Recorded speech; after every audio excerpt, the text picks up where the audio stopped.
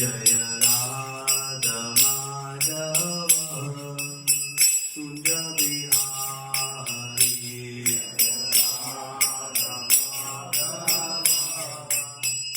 Kunja Bihari Jaya Radha Madhava Kunja Bihari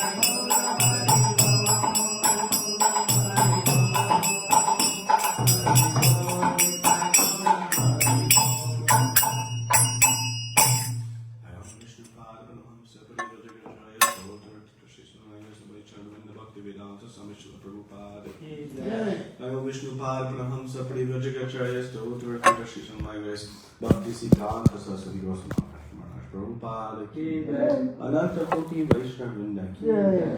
Samaveda Bhakti Vrinda ki jai. All glories to Sam. All glories to Sam. All glories to Sam. All glories to Shri Guru and Gaura. Om Namo Bhagavate Vasudevaya. Om Namo Bhagavate Vasudevaya. Om Namo Bhagavate Vasudevaya. Hare Krishna. So today reading from chapter 18 of Bhagavad Gita. Verse number 26, the perfection of renunciation. 26. They told me 26? 26. Yesterday. Yeah.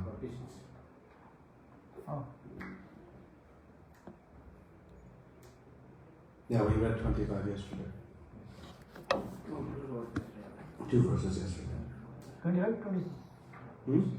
Today 26. Yeah, that's Mukta Sangha Nahambadi. Mukta Sangha Nahambadi. Mukta Sangha Nahambadi. Jitya Utsaha Samanditaha. Jitya Samanditaha. Siddha Siddhyo Nivakara. Siddha Siddhyo Nivakara. Karta Satvika Chuchyate. Karta Satvika Uchyate. Mukta Sangha Nahambadi. Mukta Sangha Nahambadi. Jitya Utsaha Samanditaha. Jitya Utsaha Samanditaha. Siddhya Siddhyo Nirvikara. Siddha Siddhyo Nirvikara. Karta Satvika Uchyate. Karta Satvika Uchyate. Mukto Sangha Nahambadi. Mukta Sangha Nahambadi. Dritya Utsaha Samanditaha. Utsaha Samanditaha. Siddhya Siddhyo Nirvikara. Siddhya Siddhyo Nirvikara. Karta Satvika Uchyate. Karta Satvika Uchyate. Mukta Sangho Ahambadi. Mukta Sangha Nahambadi. Jitya Utsaha Samandita. Jitya Utsaha Samandita. Siddha Siddhyo Nirvikara. Siddhya Siddhyo Nirvikara. Karta Satvika Uchyate. Karta Satvika Uchyate. Mukta Sangha Nahambadi. Mukta Sangha Nahambadi. Jitya Utsaha Samandita.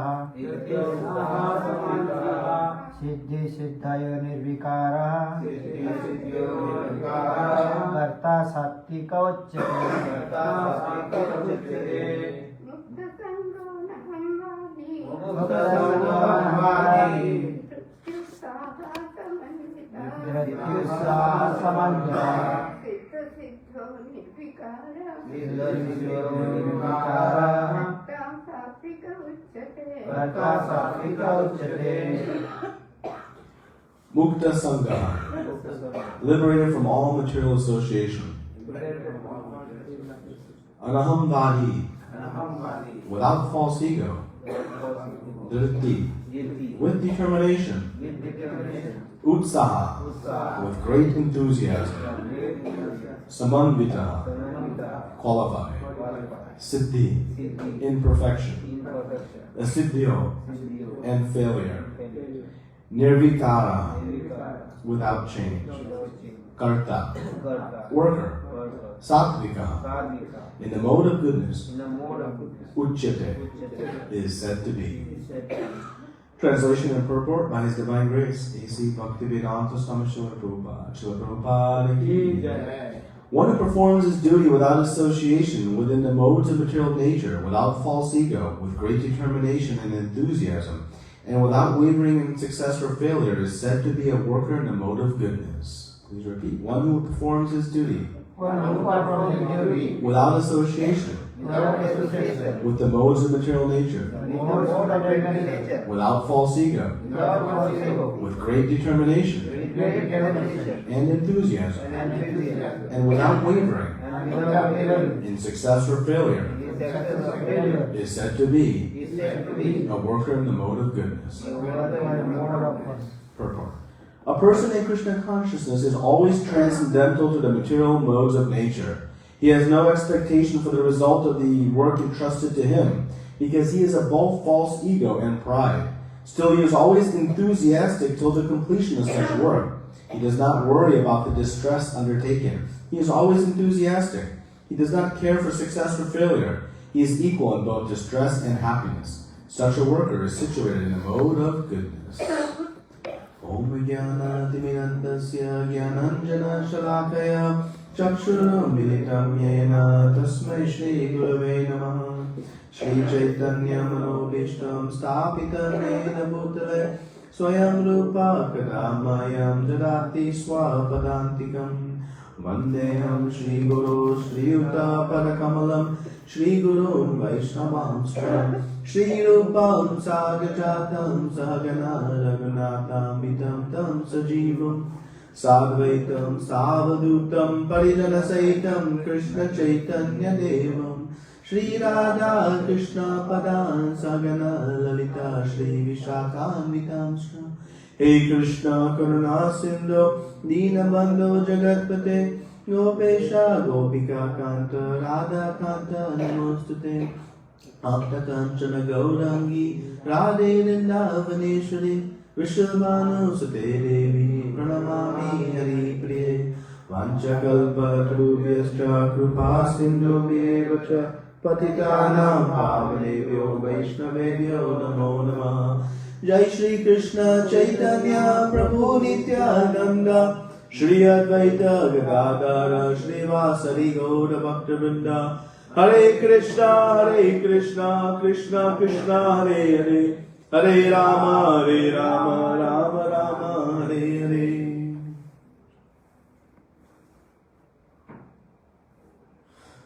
Hare Krishna. Thank you for this opportunity to discuss this Bhagavad Gita. I have no qualification to speak in this wonderful assembly of Vaishnavas and Vaishnavis, but beg your blessings so that we can have a nice discussion today. Hopefully we can have some discussion.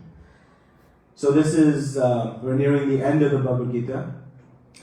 This is the chapter entitled The Perfection of Renunciation.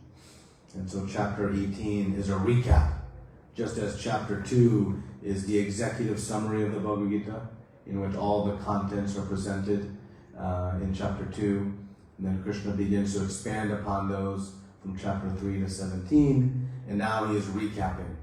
That is the quality of a great speaker. They tell you what they're going to speak, they speak it, and then they tell you what they spoke. And that way we hope to have some absorption. And so this is the recap of the entire Bhagavad Gita. And in this section of chapter 18 is one of the longest chapters, as is chapter 2 in the Bhagavad Gita. This section, from verses 19 to 40, we're in 26, so the beginning part of it, Krishna is speaking about the different activities within the modes of material nature, which he spoke about in the final section of the Bhagavad Gita, chapters 13 through 17. And so he's speaking about knowledge in the different modes, actions in the different modes, and now we see in this verse the performer, how to perform action in the mode of goodness, and what it means. We'll see tomorrow in the coming days what it means to do action or perform work in the mode of passion and ignorance. So this modes of material nature is thrust upon us in this material world, and Srila Prabhupada explains to us that the purpose of us studying this is to transcend the modes. It is not to come to the mode of goodness and stay there. And he likens it to an airplane. An airplane exits the gate and it goes to the runway. The point of exiting the gate is not to stay on the runway. It is to go to the runway to then lift to transcend. Similarly, wherever we may be in these modes of nature, our goal is to come to the mode of goodness, and from there really begin our journey and transcend. And thus Srila Prabhupada opens this purport by reminding us that a person in Krishna consciousness is always transcendental to the material modes of nature. So we'll speak today a little bit more on working in this mood of bhakti. And why the modes of material nature are still relevant while we are sadhakas practicing devotional service is that we bring tinges of these modes of goodness, passion, and ignorance into our devotional service. And that's what renders it yet on the practicing stage of attempting perfection. As this chapter is entitled, The Perfection of Renunciation, Krishna wants us to reach the perfected stage. He's given us this formula, and so we'll discuss that today. So if we look in the world around us, there is a severe work crisis. There is a working crisis. And what does a working crisis mean? It's a term, I don't know, I just thought of. But we see that in society, we are working harder than we have ever worked in the history of mankind. We are working more hours. We have more people entering the workforce. We have, what we call dual income families now, where both a husband and wife are working. We have people working at earlier ages. And so work is increasing. The technology to do work is increasing. We have faster computers. We have better communication. We have faster airplanes. We have more advanced manufacturing technologies. We have all kinds of technological progress. The globalization of the world is creating fair trade and all kinds of so-called efficiencies. So the work from a material perspective we see is getting more and more efficient. And if in economists, they measure this by output per capita or output per hour of work. Input. It's a formula. So we see from that measure, we are working more. But what is the purpose of our work? What is the goal? Why do we work? We work to find, I saw this, some money. And we ascribe that money is a means to happiness. At least some form of happiness. So, if we look at all the advancement in work that we just talked about, we should then take a step back and say, are we acquiring more happiness through this work? Do we have a happier society? Do we have less crime today than we did 100 years ago? Do we have better family structure, less divorces, less domestic violence? Do we have less drug abuse? Do we have less mental illness? So all of these things are exponentially increasing, almost at the rate of the technology that we're using to deploy in our work. So it should, with just a little bit of analysis like we just did in 3.5 minutes, conclude that we are working incorrectly, that our work is not being done properly. And in many ways, the whole Bhagavad Gita is set up to teach us how to work intelligently, so that we can achieve the desired outcome. And what is that desired outcome? Eternal peace and happiness. That is the desired outcome. And so the path that society is on in general, we can at least conclusively determine is the wrong path, because it's not generating the right outcome that we want. And Krishna presents in this Bhagavad Gita the perfect formula of how to work in a way that will bring about a positive impact in our lives and in the world around us. And that is really the practical essence of this whole Bhagavad Gita. So, in the beginning of this chapter, Arjuna is wanting to understand this distinction between sannyas and tyaga. He's heard these terms, and he wants to know, are these the same or are they different? In sannyas and tyaga in sannyas we refer to the renounced order of life, where one has renounced all material activities. And tyaga is one who has renounced the fruits of their work. And Arjuna wants to know, are these the same or are they different? And Krishna, in answering it very poetically, uses the two words interchangeably. One to indicate indirectly that they are the same. But then he conclusively answers that this work in a detached manner, this is the essential activity for all of us until we are sufficiently purified. So the work we are doing today in society is fully in an attached manner, right? I work, and whose fruits are they? They're mine. But Krishna is trying to break that attachment to the fruits. He spends almost the entire chapter 3, entire chapter 5, and many other verses throughout Bhagavad Gita trying to break this attachment to the fruits of our work. Because this is the fundamental flaw in our work. That until we work in a detached manner, will not purify the heart. And so long as the heart is not purified, we'll find no progress.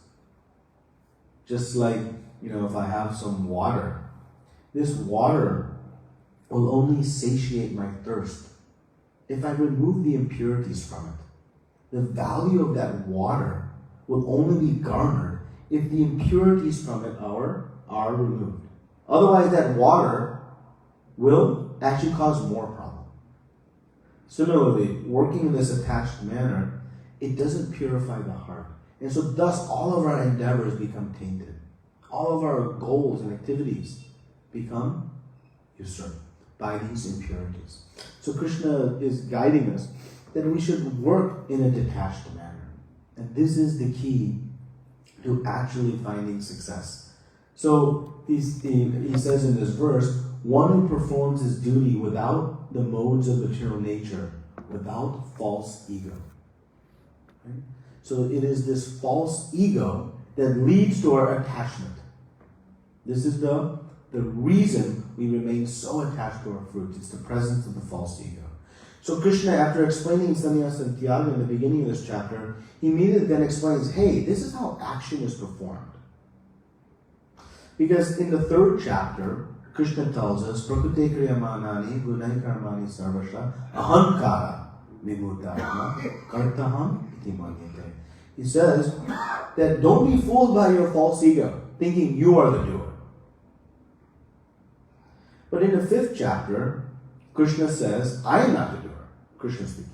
So if we are not the doer, and Krishna is not the doer, who is the doer? And that Krishna explains subsequently in chapter 5, but also recaps here in chapter 18, explaining that action is performed, through the body, through the means of the senses, driven by the initial free will of the jiva, the soul, through the various endeavors. But the most important principle of the 5 constituents of action, by sanction of the super soul. It is only through the permission and sanction of the Supreme Lord that any action can happen. I think I move my hand. But am I really moving my hand? The only action I have in moving my hand is I have a desire. Can any of us control the neutrons and the signals from the brain down the spinal cord to twitch the hand so that the arm moves? No. That's all carried out by material nature, by the workings of the body. My only role is to express a desire to move my hand. And who is hearing that desire? That is the super soul. That is Paramatma. So our role in action is fully dependent on the sanction of the Lord. But without understanding of this, of course, I think I am moving my hand. So then whatever I create with the movement of my hands, my arms, my legs, my brain, I then think is mine. And thus attachment to the fruits of work. So Krishna is saying in this verse, without false ego, that we must remember that we are fully dependent on the Supreme Personality of Godhead for everything. From the big to the small of simply moving my hand like this. It is fully dependent on the Supreme Lord. So this false ego, we've all heard about it. We know about it. It brings us to this consciousness and we forget that I am spirit soul and we begin to associate with this body. That's great. But how to understand the presence of false ego within us. Right? Something that is subtle is sometimes hard to notice. Like I can't put my hands on it, I can't touch or feel it. So how to perceive or understand the presence of something subtle? So we can do it though. For example, can you see the oxygen in the air? Can you smell it? Can you taste it? But if there was not oxygen in the air, would you know it? Yeah. Yes. So you know the presence of oxygen, though subtle, through some symptoms, through some response. So even subtle things we can perceive very clearly. So, how to perceive our false ego? Let's take this to the platform of our practice of devotional service. When we have ups and downs in devotional service, anybody has ups and downs in devotional service? Good moments and bad moments? That is our false ego. That is our false ego. Why? Because ups and downs is only our perception. When is a down? When my plan doesn't line up with Krishna's plan. Because Krishna's plan is always supreme. And it's always perfect. So when I'm practicing my devotional service and I feel some down, why? I have some attachment to something I wanted from that service. I went out on book distribution and nobody took books and I feel down.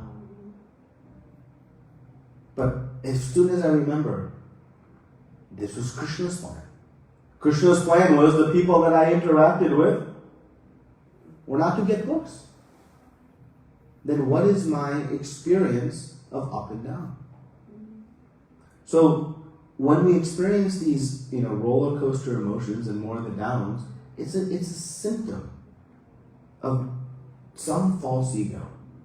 The application of my plan and forgetting that Krishna's plan is supreme, that I am working for the Supreme Lord. So it's a way for us to diagnose the presence of this subtle thing, false ego, but yet very profound in our practice of devotional service.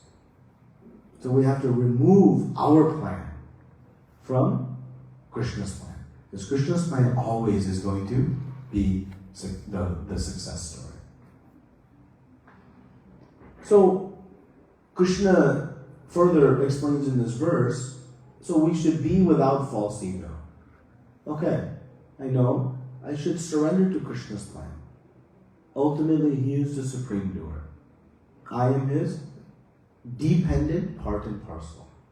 Okay, that I can at least logically start to work on. One of the questions is how to remain then determined, right? How to be put great determination, yet detachment from the result. It is often the result that inspires us to action. Right? It's the result of a promotion in the job that inspires my action to put forth great effort and to complete my work nicely. It is the result of a diploma that inspires my good study in school. And so it is the result that often inspires our action. But Krishna is saying that we should be determined with great determination, yet at the same time detached. So how to reconcile these two? How to bring these two together into our consciousness? So they are not actual contradictions. The seeming contradiction of that, again, is our false ego. Because we think that the result, which is not ours, should be my inspiration for action. But that is not what should be our inspiration for action. And simply if we understand that Krishna has given us extraordinary gifts of ability, whatever ability we have, it is a gift from the Supreme Lord. And one who appreciates that and understands that, then with intelligence will apply that gift in the service of the Lord. He which gave that gift. Just like a child in a home. A child in a home is the beneficiary of extraordinary gifts from mother and father. Shelter, food, love, protection, facilities, so many things. So what is the responsible thing of that child to do in the home? How they should behave? In conjunction with the plan of mother and father, of course. Well, whose home are we in? We're in the home of the Supreme Lord. And so our action should be inspired by this sense of gratitude for what Krishna has given us. And that mood of whatever gifts I have, I should use it to its fullest ability in the service of the Lord. And if Krishna is happy, if Krishna is satisfied, then what will be my state?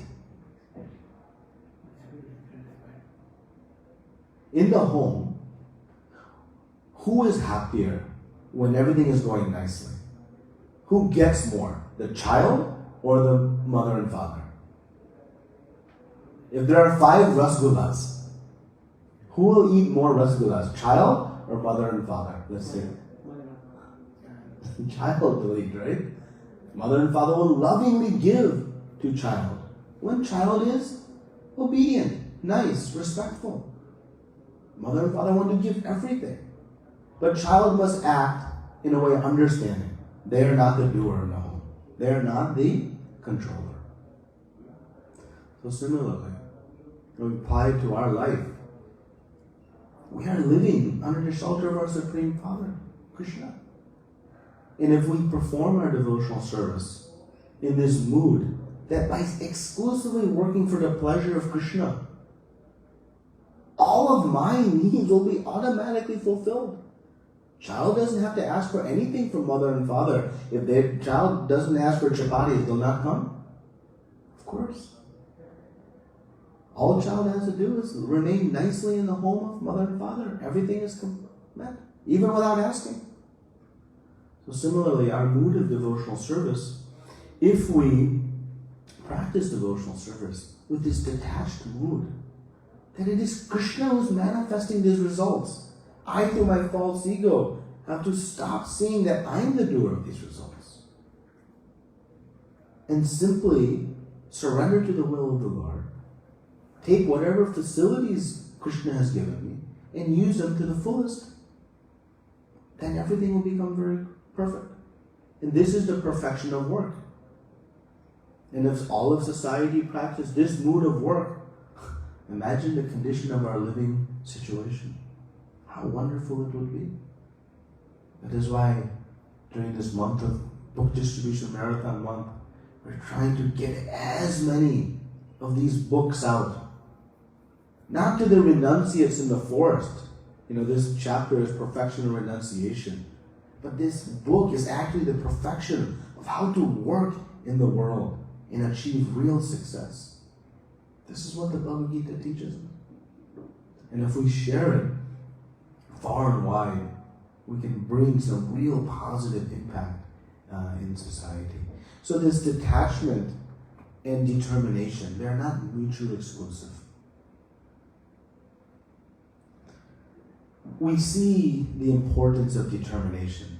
Let's talk a little bit about, Krishna says, determination and enthusiasm without wavering in success or failure. So this determination is very, very important to us. Rupa Goswami tells us in Nectar of Instruction, this utsaha nischaya darya tatat karma pravartana sango tyaga satoviti sadbhakti prashiddhiti.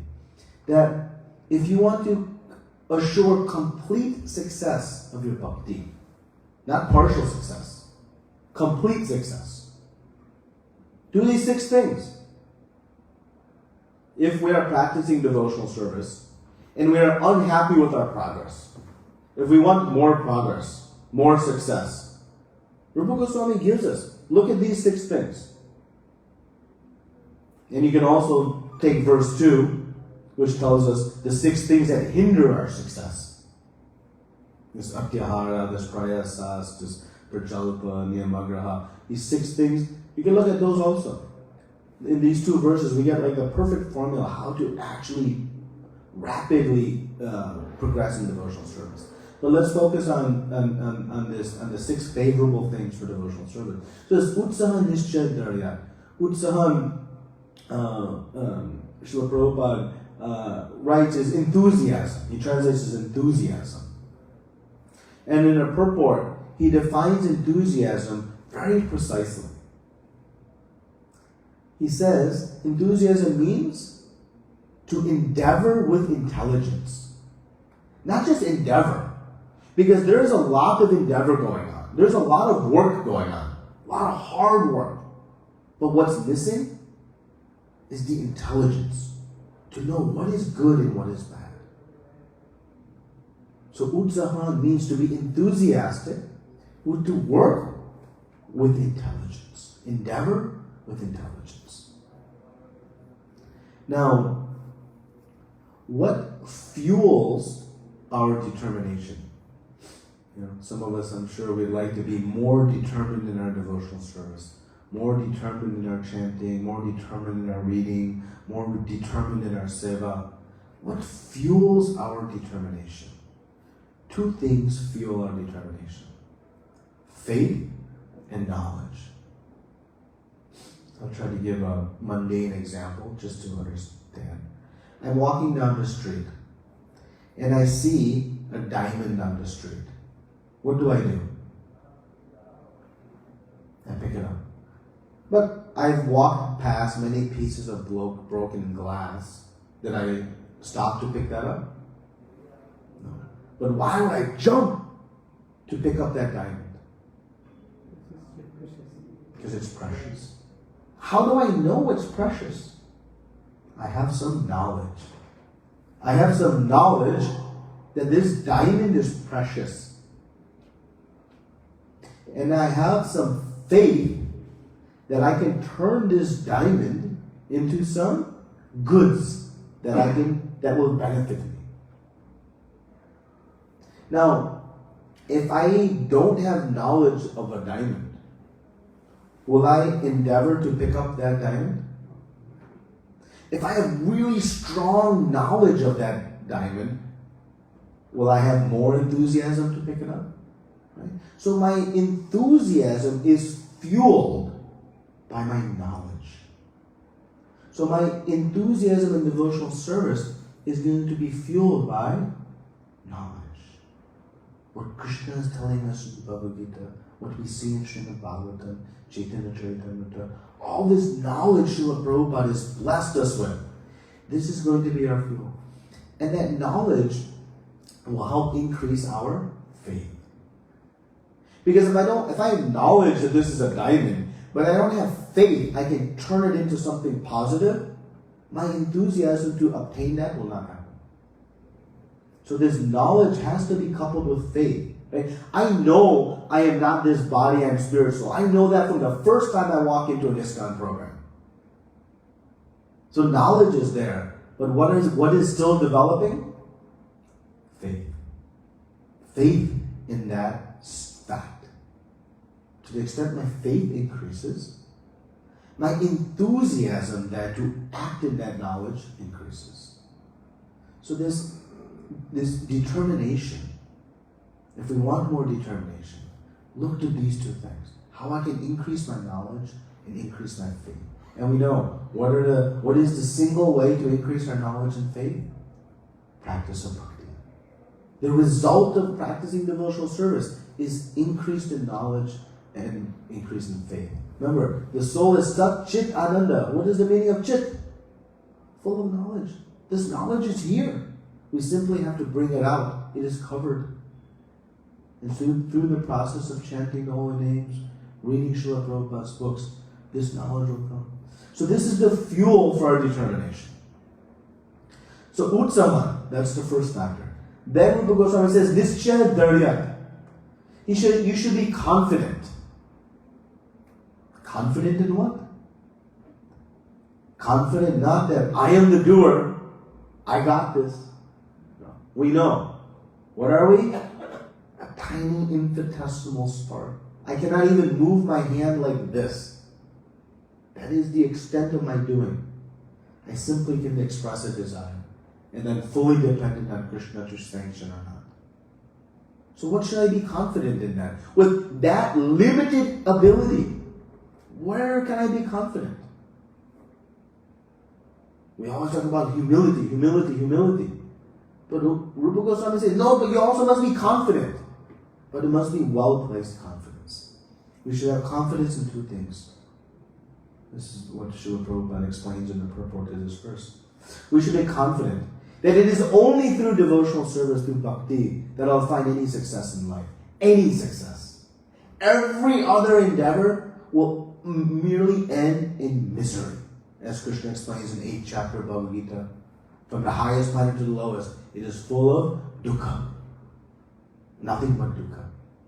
So it is only bhakti that will give me the real result of life. This is my first component of confidence. And the second thing I should be confident in is that Krishna's mercy will come. I am incapable of doing it myself. But with Krishna's mercy and Guru's mercy, it can happen. This is what can fuel our confidence. But we should also be, as Rupa Goswami explains in the third term, patient. Dharya. A few days of the hand in the bead bag is not going to bring out Krishna prema. Sometimes in our, anxiousness, we wonder, is this really working? It's working.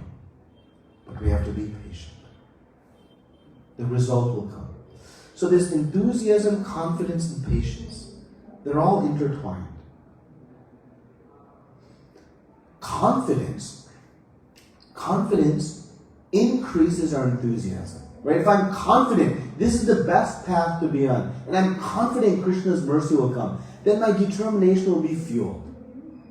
So my determination will be increased. And what sustains my confidence, my enthusiasm, what sustains my enthusiasm? Patience. Hey, the result will come. Just keep at it. Stay determined. Stay focused. So if we combine this formula works really, really well. And success, Rupa Goswami says, is assured. Of course, there's 3 other ingredients we must follow, including following in the footsteps of our previous acharyas. Satovati.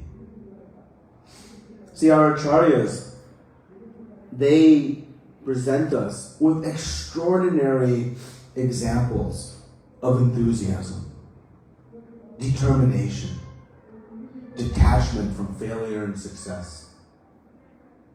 Srila Prabhupada, his whole life story is an exemplification of this, this detachment from success and failure.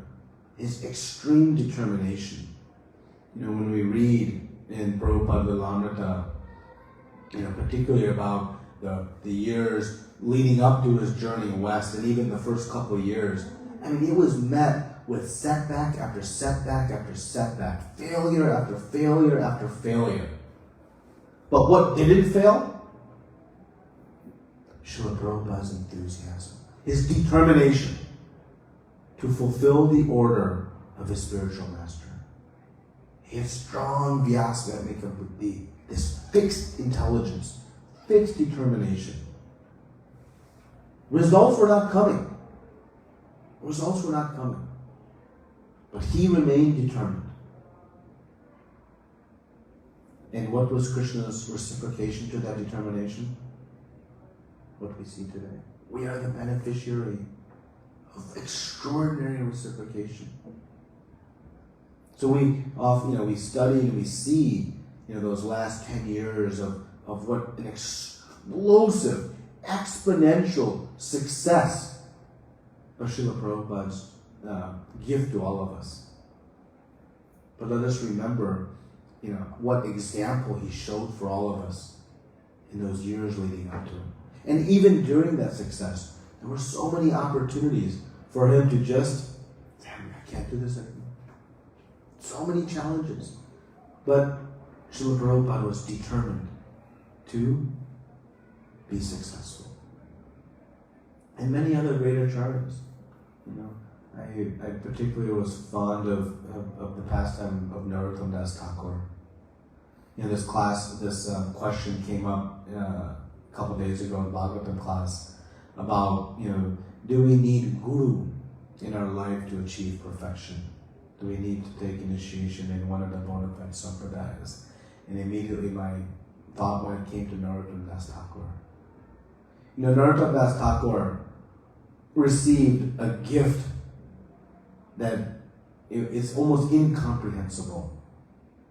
Chaitanya Mahaprabhu, we know, in his ecstatic mood, was shedding tears of love that were collected by Lord Nityananda. And Chaitanya Mahaprabhu preserved those tears of love, Krishna Prema, and he kept it. For who? Narottam Das Thakur. He deposited them into the river, the Padma River, and said, you hold this. Chaitanya Mahaprabhu was yelling out, Narottam, Narottam, Narottam. But nobody knows, who is this Narottam?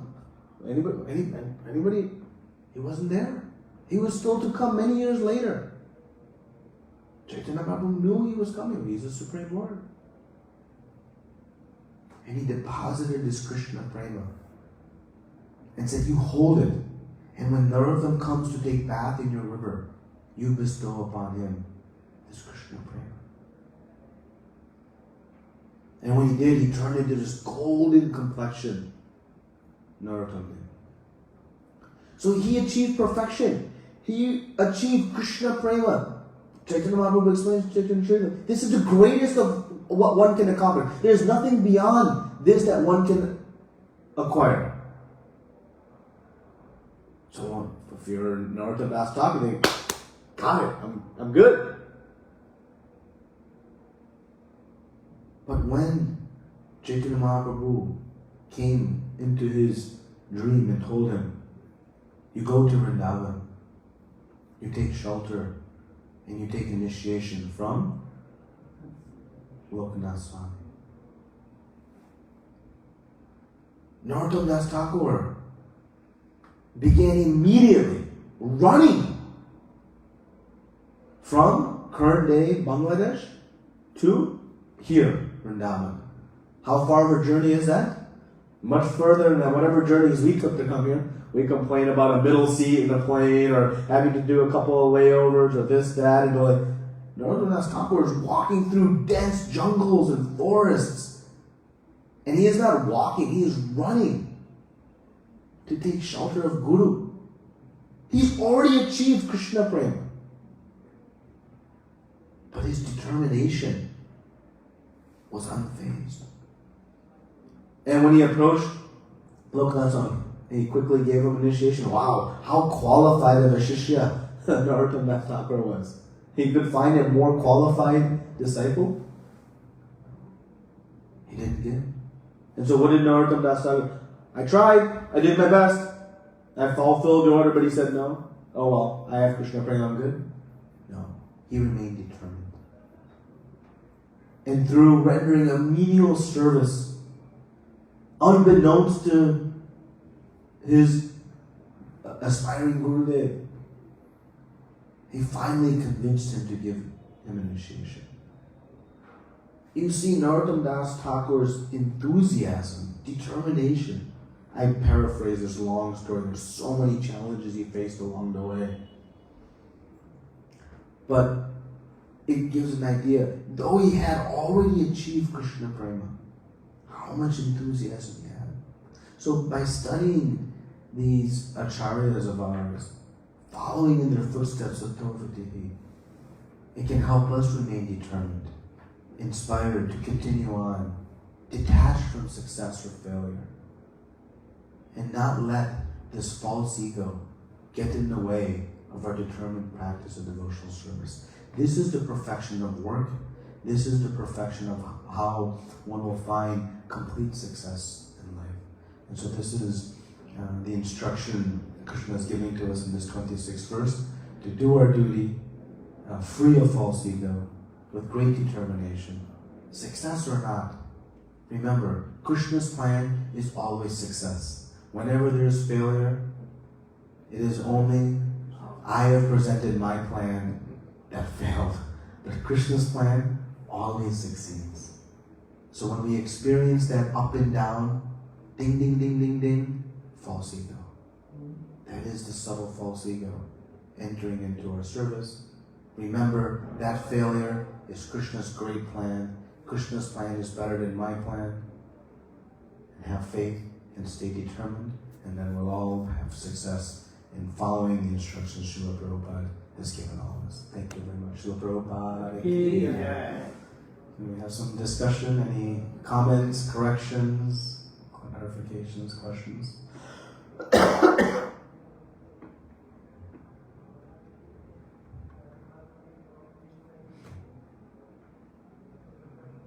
Yes, ma'am. I want to ask you how to cut our attachment that we should be determined.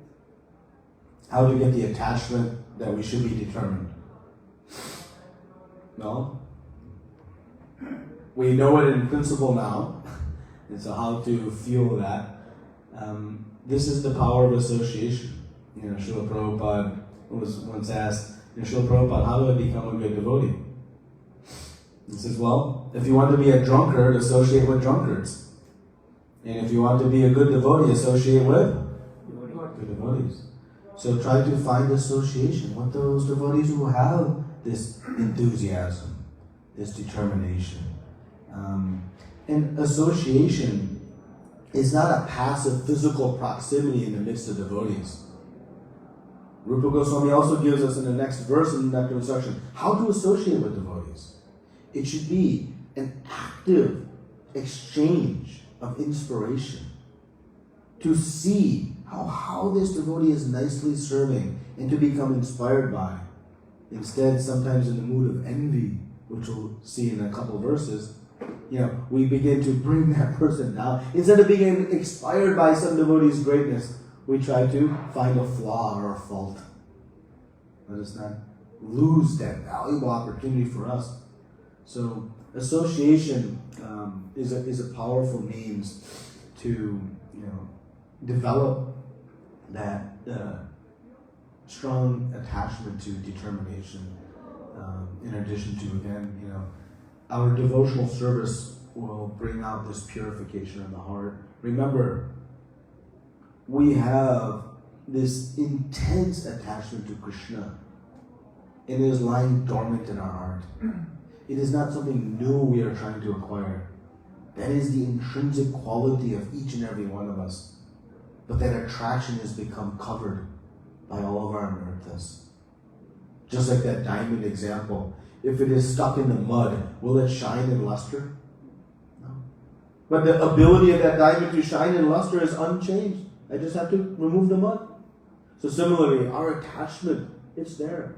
We just have to Cheto Dharvana Marjanam, cleanse our heart through good chanting. So good chanting, association, reading Srila Prabhupada's books, these things will increase our determination. Thank you. Any other comments or questions?